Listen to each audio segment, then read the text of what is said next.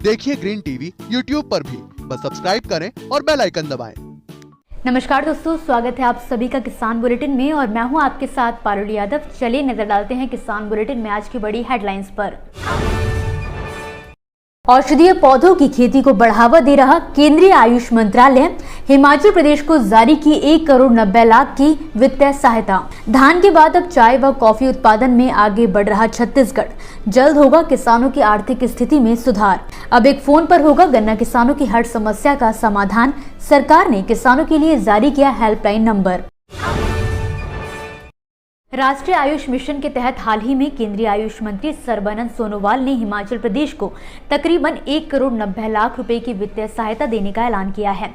आपको बता दें कि केंद्रीय मंत्रालय द्वारा ये सहायता हिमाचल प्रदेश के कुल 648 किसानों को औषधीय पौधों की खेती करने के लिए प्रदान की गई है। दरअसल आयुष मंत्री सर्बानंद सोनोवाल ने बुधवार को हिमाचल से राज्यसभा सदस्य इंदु गोस्वामी द्वारा राज्यसभा में पूछे गए एक सवाल के जवाब में इस बात की जानकारी दी है।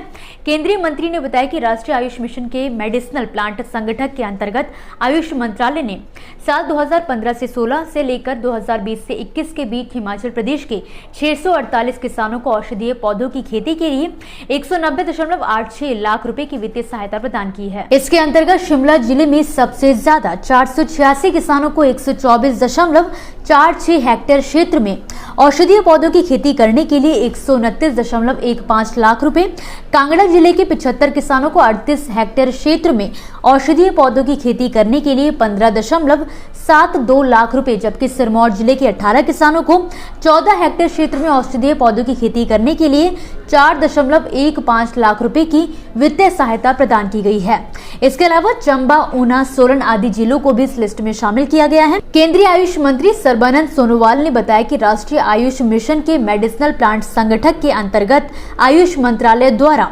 140 प्राथमिकता वाले औषधीय पौधों की खेती के लिए 30%, 50% और 75% तक की वित्तीय सहायता प्रदान की जाती है। छत्तीसगढ़ को दुनिया भर में धान की खेती के लिए जाना जाता है, मगर अब जल्द ही धान के साथ साथ कॉफी और चाय की बागवानी में भी छत्तीसगढ़ अपना हाथ आजमाने जा रहा है। जी हां, दरअसल जशपुर जिले के पठारी क्षेत्र में चाय और बस्तर में कॉफी की खेती ने संभावनाओं के नए दरवाजे खोले हैं। कृषि वैज्ञानिकों ने यहाँ की जलवायु के अध्ययन के आधार पर संभावनाओं को नई दिशा दी है। इसी दिशा में छत्तीसगढ़ सरकार ने टी कॉफी बोर्ड गठन करने का भी अहम फैसला लिया है, जिसके तहत राज्य में 10-10 हजार एकड़ में चाय और कॉफी की खेती कराने का लक्ष्य तय किया गया है। आपको बता दें कि जशपुर जिले में चाय की खेती सफलतापूर्वक की जा रही है।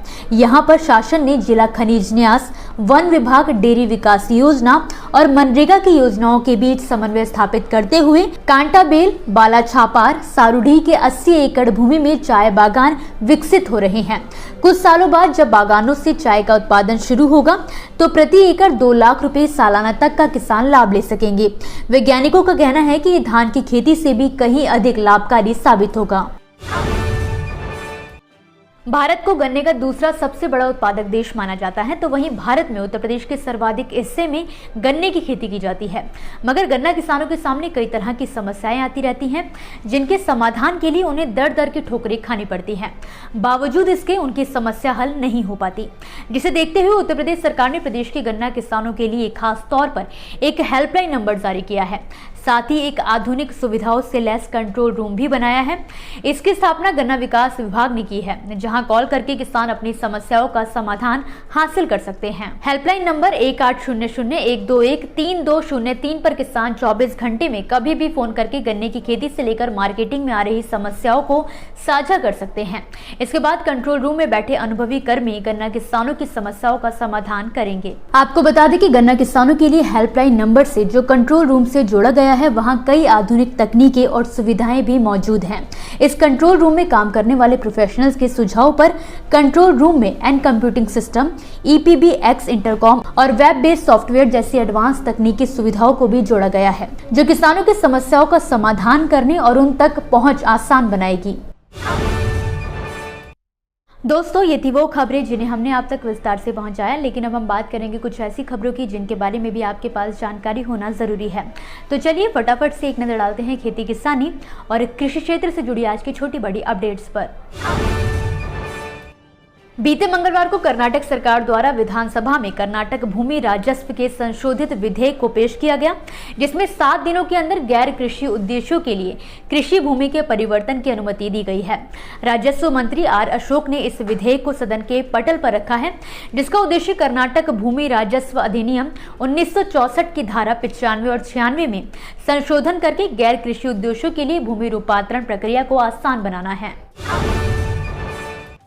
हाल ही में केंद्रीय कृषि एवं किसान कल्याण मंत्री नरेंद्र सिंह तोमर द्वारा साझा किए गए आंकड़ों के अनुसार उत्तर प्रदेश योजना के शुभारंभ के बाद से ही हर तिमाही में पीएम किसान सम्मान निधि योजना का सबसे बड़ा लाभार्थी रहा है। नरेंद्र सिंह तोमर ने हाल ही में निचले सदन को सूचित किया है कि 14 दिसंबर 2022 तक प्रधानमंत्री किसान सम्मान निधि योजना के तहत पंजीकृत किसानों को विभिन्न किश्तों में 2 लाख करोड़ रुपए का लाभ दिया गया है। रसायन एवं उर्वरक राज्य मंत्री भगवंत खुबा ने राज्यसभा में मंगलवार को बताया कि देश में डीएपी उर्वरक की आपूर्ति संतोषजनक बनी हुई है। खुबा ने उच्च सदन में एक प्रश्न के लिखित जवाब में कहा है कि फसल वर्ष 2022 से 23 के चालू रबी सत्र के लिए 55.38 लाख टन की आवश्यकता के मुकाबले 14 दिसंबर तक इस उर्वरक की उपलब्धता 47.88 लाख टन थी। वहीं चालू रबी सत्र में 1 अक्टूबर से 14 दिसंबर के बीच डीबीटी के रास्ते डीएपी की संचयी बिक्री की मात्रा 36.67 लाख टन थी। महाराष्ट्र में जलवायु परिवर्तन का असर अब फसलों पर भी दिखाई दे रहा है। वहीं नंदुरबार जिले में बादल छाए हुए हैं। इसका असर मिर्च की फसलों पर साफ तौर पर पड़ रहा है। बादल छाए रहने से मिर्च की फसलों पर भूरी रोग का प्रकोप बढ़ रहा है। इस वजह से उत्पादन में भारी गिरावट देखी जा रही है। इससे किसानों को भी भारी आर्थिक नुकसान झेलना पड़ रहा है। नंदुरबार जिले में सबसे ज्यादा मिर्च की खेती की जाती है। बीजू जनता दल के सांसदों के एक प्रतिनिधि मंडल ने बुधवार को केंद्रीय वित्त मंत्री निर्मला सीतारमण से मुलाकात की और उड़ीसा का हरा सोना माने जाने वाले केंदू के पत्तों पर 18% का माल एवं सेवा कर यानी कि जीएसटी वापस लेने की मांग की है। आपको बता दें कि वित्त मंत्री को सौंपे गए ज्ञापन में बीज सांसदों ने कहा है कि बीड़ी लपेटने के लिए इस्तेमाल किए जाने वाला केंदू पत्ता राज्य का एक महत्वपूर्ण गैर लकड़ी वन उत्पाद है। इसी के साथ आज के किसान बुलेटिन की बड़ी खबरों में फिलहाल के लिए बस इतना ही। आप मुझे दीजिए इजाजत और देखते रहिए ग्रीन टीवी। नमस्कार। देखिए ग्रीन टीवी यूट्यूब पर भी, बस सब्सक्राइब करें और बेल आइकन दबाएं।